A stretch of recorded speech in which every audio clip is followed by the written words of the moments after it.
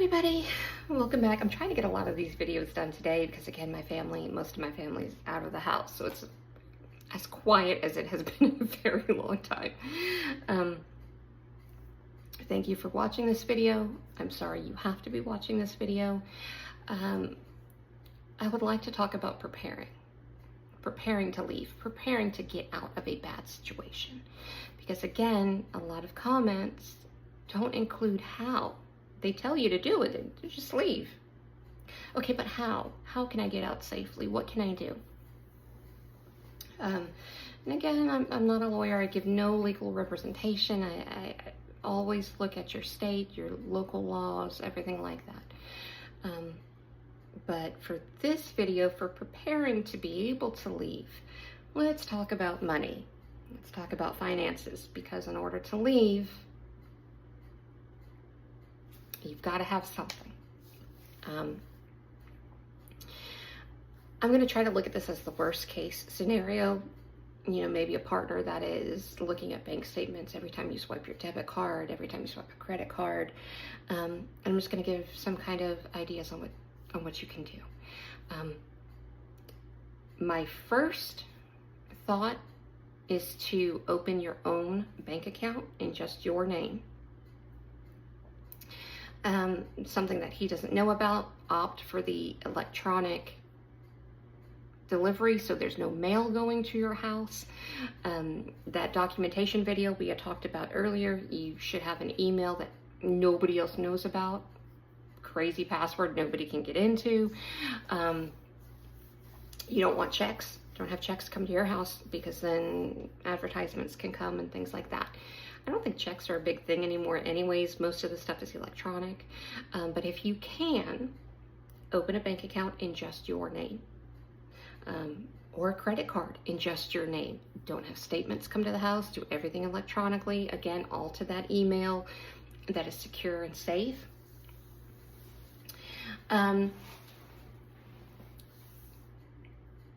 Here's something a lot of people don't know about joint bank accounts. If you have a joint bank account, to remove somebody from that bank account, you both have to go in and sign some documentation. With my experience with some banks, it takes one person to close it. So let's say you're on a bank account with two people. One of you can decide to go in today and just close the whole account, and they don't need the other person there. Okay? Keep that in mind. They could do it, or you could do it. And again, legally, that can be an issue down the line of, well, they stole all of my money. They left me with nothing to live off of. So I would recommend talking to a lawyer. I would recommend getting legal advice before closing the joint account. But I am saying it takes one person to close in most banks. If you want to remove your name, it takes a little bit more work.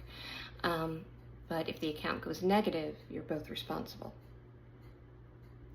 My ex would go on Benders and take the account on negative $1,000, negative $2,000, and they would take it from my savings because we are both responsible for that account, and they can collect the money from any person that they need to that is on that account. So when you're opening your own account, don't do it at the same bank. Do it at a different bank. Just my opinion, not legal advice. That's just what I would suggest doing. Cash.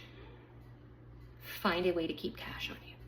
If you are running and don't want to be found and don't want to be followed, debit cards and credit cards leave trails. Find a way to hide cash. Do it safely. Do it securely if you can. If you are in a position that you can do this. What I would do is, when I went shopping, I was the one that did the grocery shopping. He wouldn't check the receipts, but he would check the bank statements. But $20 cash back here, $10 cash back there. Put it somewhere safe. Put it somewhere he won't look. You know, I wouldn't put it inside the toilet tank, because there are times that if it breaks, they would go looking at that right away. You know, maybe in a shoebox in a corner, in a pair of high heels you haven't worn in a while. but definitely keep it somewhere that you can access it safely and that you can add to it safely. But my biggest thing, that the way that I was able to get it was, again, I'm not going to an ATM and pulling out $100, because then he's going to come to me and be like, where'd this $100 go? And I can't say coffee, because that's like, it wouldn't make sense. Now, my recommendation on that, if he does find, and I say he, again, it could be a she, it could be a they, my experience is a he. But if they find your personal stash, have a story in place. You know what? I saw that you wanted the Star Wars Lego set, and it's $1,000, and I didn't want you to find out that I was buying it. I wanted it to be a surprise, so I've been slowly saving up to get you this gift. Who can't, if it's in January and you're talking about a Christmas, well, it's $1,000. You know how long it takes to save up $1,000 when you're doing $20 here and $10 there? Have a backup plan in mind if they find your pile of cash, okay? Sometimes that satiates them, sometimes it doesn't, but then that's like, hey, listen, you can have it back if you didn't like the fact that I was doing that, but I was trying to do something that I thought you would like as like an anniversary gift or a birthday gift. I really wanted to surprise you because I know how much you've wanted this. So definitely have that backup story in place if they find it. And it doesn't hurt if you have like a picture of it on your phone.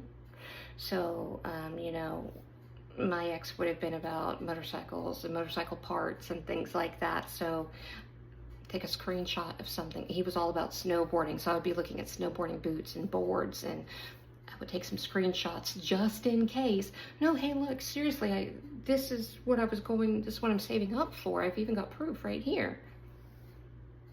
Be smart. Be safe about this. That is my key thing, is being safe. As safe as you can be. Weigh the pros and cons. If you can put it into that bank account so that it's not laying around, great. If you're too scared to open a bank account in just your name, because maybe they send the debit card and he checks the mail and finds it, okay.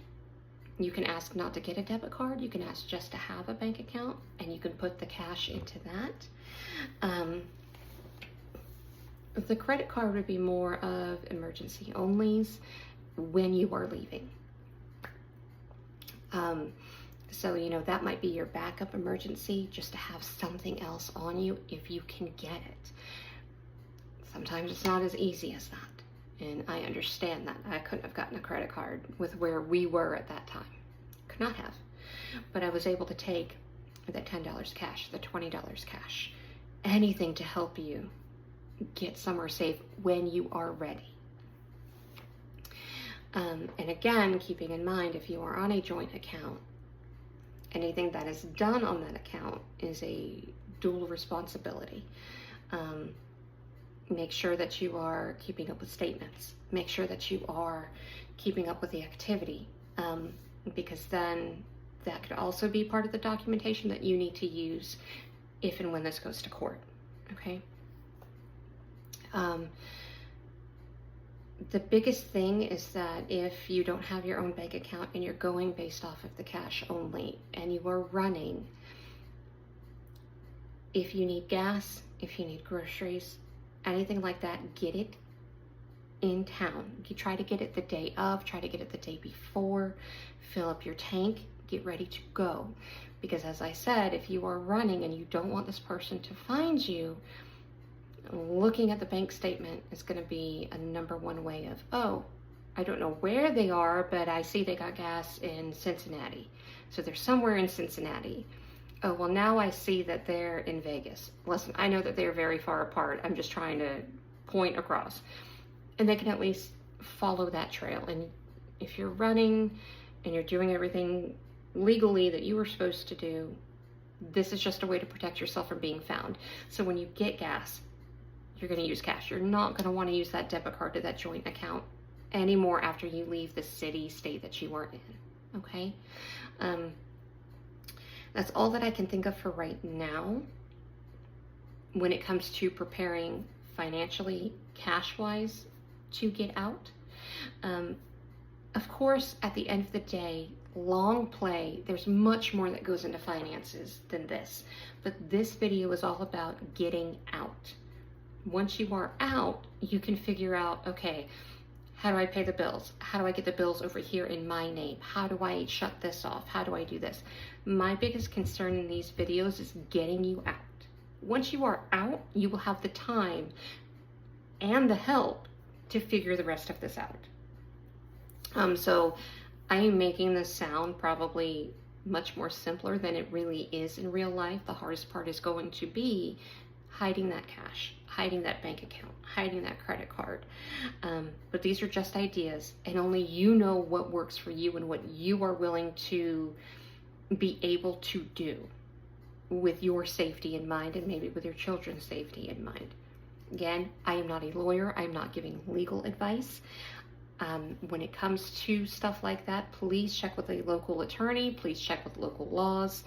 I'm just giving advice on what may or may not work, something you may or may not have thought about, and trying to do it in the safest way possible.